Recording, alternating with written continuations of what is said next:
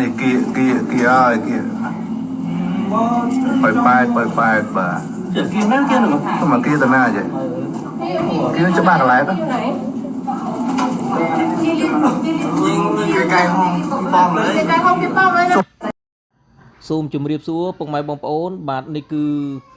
អាគារនៅក្រុងប៉ោយប៉ែតត្រូវបានខាងយោធាសៀមផ្លោងក្របមកចំតែម្ដងបងប្អូនពុកម៉ែវេលាម៉ោង 14:36 នាទីដល់ម៉ោង 14:57 នាទីថ្ងៃទី 21 ធ្នូឆ្នាំ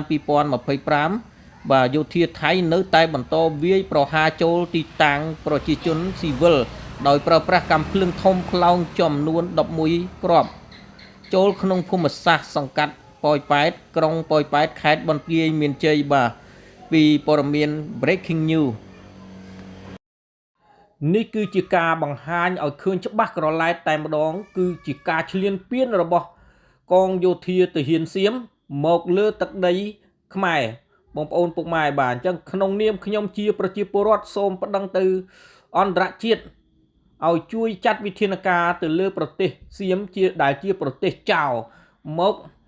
ឈ្លានពានទន្ទ្រានចង់បានដីគេបាទហើយចង់បានប្រាសាទដូនតារបស់ខ្មែរដល់ពេលធ្វើយុទ្ធនាការដណ្ដើមយកប្រាសាទតាក្របីប្រាសាទតាមាន់មិនបានចៅសៀមក៏បានបំផ្លិចបំផ្លាញនៅប្រាសាទដូនតារបស់ខ្មែរយើងហើយមិនត្រឹមតែប៉ុណ្ណោះក្រមទាហានចៅសៀមបានផ្លោងគ្រាប់មកលើទីកន្លែងជនស៊ីវិលរស់នៅទៀតបងប្អូនពុកម៉ែបាទនេះហើយគឺជាកំពូចចៅសៀមចៅឈ្លានពានទន្ទ្រានលុបលុនចង់បានតែរបស់អ្នកដតីហើយវាយកលេសហើយការធ្វើសង្គ្រាមឈ្លានពាននេះគឺវាយកលេសថាជាការធ្វើសង្គ្រាមដើម្បីដេញក្រុមម៉ាហ្វៀពីទឹកដីខ្មែរណាវាយកលេសបែបហ្នឹងបងប្អូនពុកម៉ែបាទតាមពិតវាជាសង្គ្រាមឈ្លានពានចង់បានប្រាសាទតាក្របីប្រាសាទតាមាន់យើងហ្នឹងតែដល់យកមិនបានវាបំផ្លាញបាទហើយវាដើរផ្លោងគ្រាប់ចូលកន្លែងទីតាំងជនស៊ីវិលរស់នៅបងប្អូនពុកម៉ែបាទហើយប្រទេសយើងកំពុងតែជួបនៅការឈ្លានពានបែបនេះបែរជាក្រមបពប្រឆាំងបាទទៅកាន់ជើងខាងចៅសៀមទៅវិញហើយមកចោទថារដ្ឋាភិបាលខ្មែរយើងដឹកនាំសពថ្ងៃគឺជារដ្ឋាភិបាលចោលទៅវិញនេះបងប្អូនពុកម៉ែខ្ញុំហួសចិត្តបងប្អូនពុកម៉ែដឹងហើយស្គាល់ច្បាស់ហើយថាបពប្រឆាំងអ្នកណាគេមានបពប្រឆាំងបាទហើយបែរជាស្រែកក្តែងឲ្យប្រជាពលរដ្ឋយើងនិងទាហានខ្មែរយើងធ្វើការទម្លាក់មានដឹកនាំខ្មែរយើងបាទបងប្អូនពុកម៉ែប្រជាពលរដ្ឋខ្មែរយើងគឺគាត់ស្គាល់ច្បាស់ណាស់បាទអ្នកណាដែលជួយសង្គ្រោះជីវិតគាត់ពីរបបបល្ល័ង្កពូជសាសន៍គឺលោកនេះហើយដែលជាអ្នកមានគុណជាឪពុកជាម្ដាយរបស់ប្រជាពលរដ្ឋខ្មែរយើងហើយដឹកនាំប្រទេសខ្មែរយើងជិត50ឆ្នាំហើយបាទមានសុខសន្តិភាពខ្លាំងណាស់ណាបែរជាក្រមបពប្រឆាំងទៅចូលដៃចូលជើងជាមួយនឹងក្រមចៅសៀមហើយបែរជាលៀបពណ៌មកលើរដ្ឋាភិបាលខ្មែរយើងទៅវិញនេះហើយគឺជាការស្រែកឃ្លានចង់បានធ្វើនាយករដ្ឋមន្ត្រីបងប្អូនពុកម៉ែបាទដល់ពេលមិនបាន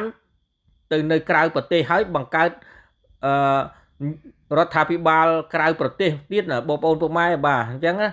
បាទអញ្ចឹងស្រែកឃ្លានចង់បានធ្វើនាយករដ្ឋមន្ត្រីឲ្យខ្លួនឯងអត់មានសមត្ថភាពអ្វីក្នុងការ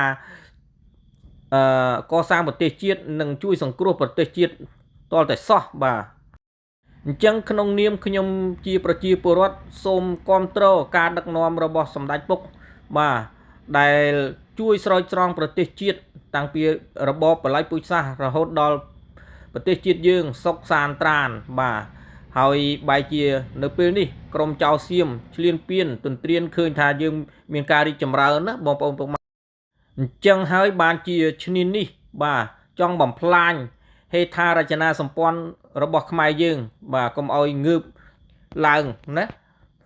បងប្អូនពុកម៉ែយល់ហើយបាទអ្នកចិត្តខាងគឺចឹងតែឃើញយើងមានគឺចំណែនសូមបីតែបពប្រឆាំងក៏ចំណែនឈ្នានីសបាទចង់ទម្លាក់សម្ដេចពុកចេញពីតំណែងផងដែរបាទណាស្រេកឃ្លានចង់បានអំណាចណាប៉ុន្តែយើងត្រូវគិតថាលោក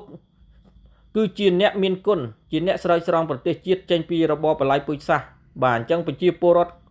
គាត់ស្រឡាញ់ខ្លាំងណាស់បាទគាត់មិនស្ដាប់នៅអ្វីដែលលោកលើកឡើងនោះទេបាទលោកបពប្រឆាំងលើកឡើងនោះទេបងប្អូនពុកម៉ែខ្ញុំបានឃើញសំណេរនៅលើទំព័រ page Facebook របស់មេបពប្រឆាំងណាបាទ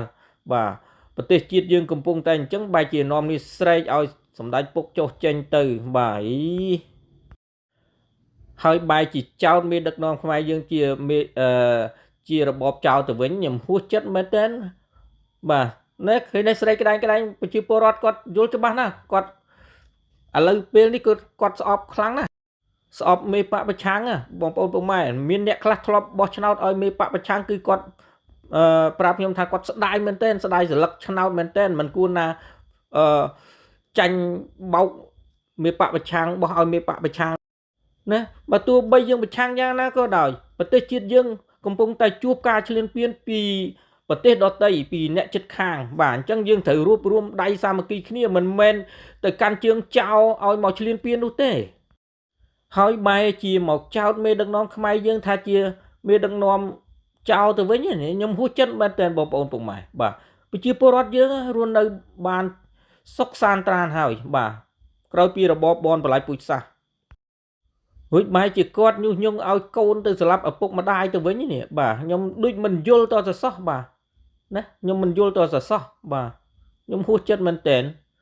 មិននាំគ្នាជួយសាមគ្គីគ្នាពួតដៃគ្នាដើម្បីដេញចោលសៀមចេញពីប្រទេសខ្មែរយើងអត់បែរជាកាន់ជើងចោលទៅវិញខ្ញុំហួសចិត្តតែម្ដងបងប្អូនពុកម៉ែបាទអរគុណណាស់បងប្អូនពុកម៉ែបាទឥឡូវយើងមកស្ដាប់คลิปវីដេអូគាត់បន្តិចបាទអាណិតខ្មែរហ៊ុនសែនឯងណាស្រឡាញ់ជាតិតែបន្តិចណាបើហ៊ុនសែនឯងអាណិតខ្មែរតែបន្តិចណាហ៊ុនសែនឯងត្រូវតែចោះចេញហើយពីព្រោះហ៊ុនសែនឯងនាំរឿងមកស្រុកខ្មែរច្រើនណារបបហ៊ុនសែនឯងនេះនយោបាយហ៊ុនសែនឯងនេះណាជាពិសេសចុងក្រោយនេះជាមួយថៃហ៊ុនសែនឯងហ្នឹងនាំរឿងសង្គ្រាមហ្នឹងมันអាចចប់ទេដរាបណាហ៊ុនសែនឯងនៅតែក្រាញអំណាចហើយប្រជារាស្ត្រខ្មែរណាគឺនៅតែឈឺចាប់រហូត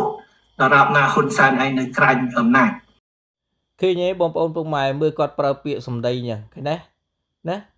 គាត់អត់មានគិតថាសម្ដេចពុកគឺជាអ្នកមានគុណរំដោះប្រទេសជាតិចេញពីរបបបល្ល័យពូជសាសន៍50ឆ្នាំហើយដែលប្រជាពលរដ្ឋយើងរស់នៅបានសុខសាន្តត្រានណាបែរជា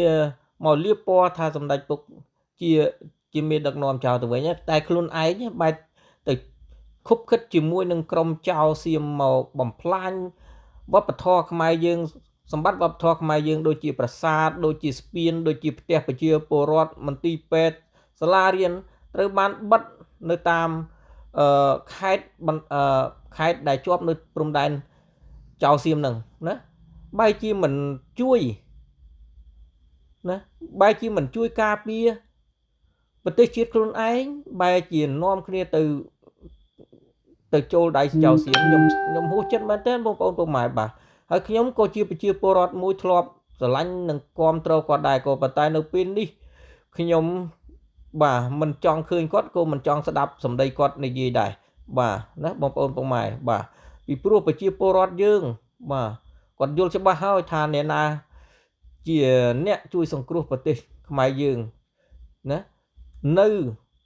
ជាមួយប្រជាពលរដ្ឋខ្មែរយើងទោះបីជួបទុក្ខលំបាកយ៉ាងណាក៏ដោយបងប្អូនពុកម៉ែបាទអរគុណណាស់បាទអញ្ចឹងខ្ញុំឃើញថាប្រជាពលរដ្ឋជាច្រើនបាទដែលធ្លាប់តែគ្រប់គ្រងមេបពប្រឆាំងហ្នឹងគឺឥឡូវស្អប់មេបពប្រឆាំងខ្លាំងណាស់ហើយកុំសង្ឃឹមថាប្រជាពលរដ្ឋហ្នឹងជឿតាមសម្ដីលោកនោះបាទតែជឿតាមសម្ដីលោកហ្នឹងវវធ្លាក់ចូលក្នុងរបបបល្ល័យពូជសាសន៍ម្ដងទៀតលើហ្នឹងអញ្ចឹងប្រជាពលរដ្ឋខ្មែរគាត់យល់ហើយគាត់ស្រឡាញ់សម្ដេចពុកណាស់50ឆ្នាំហើយដែលងើបចេញពីរបបបល្ល័យពូជសាសន៍គឺប្រជាពលរដ្ឋយើងរស់នៅបានសុខសាន្តត្រានបើទោះបីជាប្រទេសជាតិយើងបាទនៅមានជីវភាពទុនខ្សោយជាងគេបន្តិចក៏ដោយក៏ប៉ុន្តែប្រជាពលរដ្ឋយើងរស់នៅបានសុខសាន្តត្រានដើរហើរយប់លុបក៏បានដែរបាទគឺអត់មានខ្វាយខ្វល់អ្វីនោះទេទោះបីជីវភាពប្រជាជនយើងនៅមានកម្រិតក៏ដោយប៉ុន្តែឥឡូវនេះការដឹកនាំដ៏ឆ្លាតវៃរបស់សម្ដេចពុកកំពុងតែឈានទៅរកភាពជឿនលឿនដូចជាប្រទេសដទៃបាទដោយសារភាព រីចម្រើនប្រទេសខ្មែររីចម្រើនបែបនេះហើយបានជាអ្នកចិត្តខាងចំណែនបាទចំណែនឈ្នានេះចង់បំភ្លេចបំផ្លាញបាទស្នាដៃរបស់គាត់បាទហើយជាពិសេសគឺមេបកប្រឆាំងនឹងតែម្ដងបាទគឺចង់បំផ្លាញស្នាដៃរបស់គាត់ហើយចូលដៃខុបខិតជាមួយក្រុមចៅសៀមមកបំផ្លាញខ្មែរខ្លួនឯងទៅវិញមិនក៏មិននាំអំណោយទៅជួយផ្គត់ផ្គង់ដល់ជនភៀសសឹកនិងកងទ័ពផងបាទបែរជាមិនអើពើហើយបែរជាចូលដៃជាមួយក្រុមចៅសៀមទៅវិញណាបងប្អូនពុកម៉ែបាទទោះបីប្រឆាំងយ៉ាងណាក៏ដោយ